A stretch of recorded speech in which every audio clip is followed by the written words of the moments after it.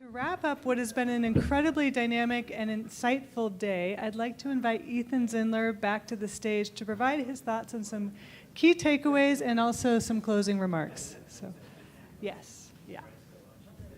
All right, so we'll do this real quick, and I like the have the beer first motto. I'm going to use that more often. In fact, I wish that's what we were doing now, and then I might enhance my delivery here. But I'm going to try to summarize everything we said today in hopefully about 120 seconds. And this will, I used to be a reporter, so I was scribbling away, and this will test my reporting skills. So I guess I'll quickly run through the things that I thought I heard that were really interesting, starting with the morning. So Suzanne from SunPower I thought gave us a good sense of some of the opportunities and challenges that are out there.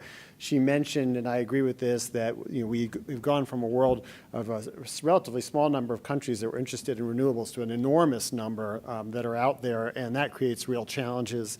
Brandon from GE talked about his optimism and GE's optimism about the transition that's underway, but he did make a point of mentioning that he still sees a strong role for fossil fuels in the longer term, and he also emphasized the importance of going local and partnering.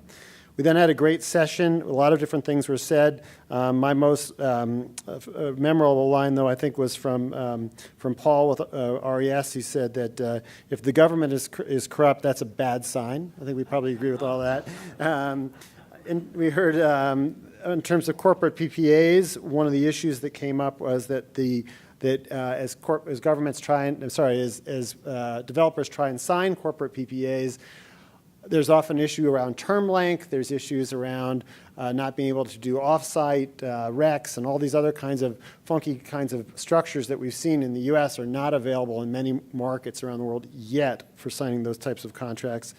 Andre from Schweitzer, who does engineering services, mentioned that he loves weak grids.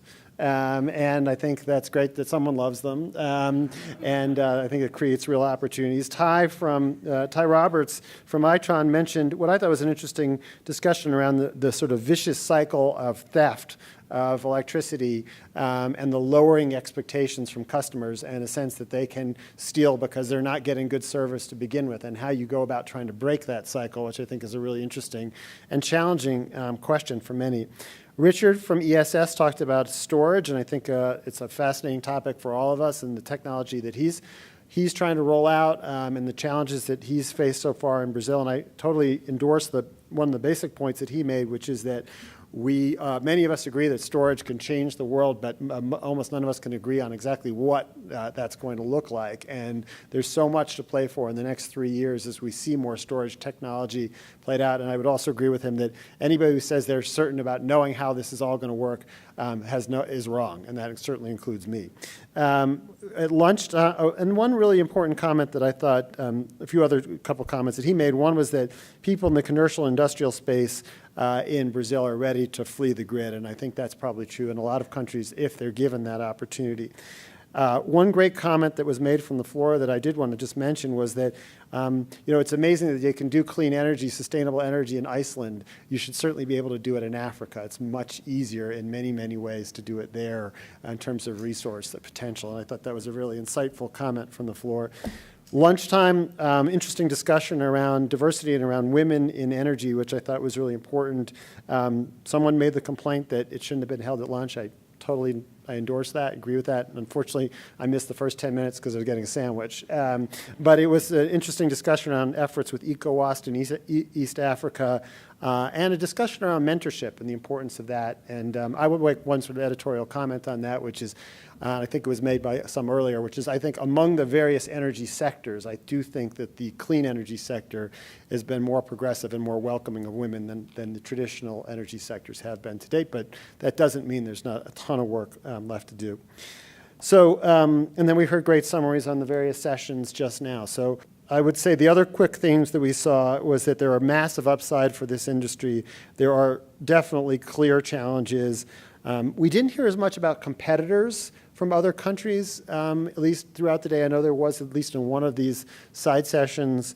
But I think that when that did come up, at least in that session, there was discussion around how much national support companies from other countries get, whether you are basically a state-owned utility like Enel or EDF or others, or whether you're one of the Chinese companies that gets unbelievably inexpensive financing available to you from the China Development Bank. There is a clear and coordinated efforts from other countries to support their home teams. And this, of course, does raise the importance of the excellent work that USAID, USTDA, OPIC, and the other agencies are doing on behalf of the companies in this industry. So my thanks to them, and I hope that wraps us up. We have one more comment, and then we will have the beer.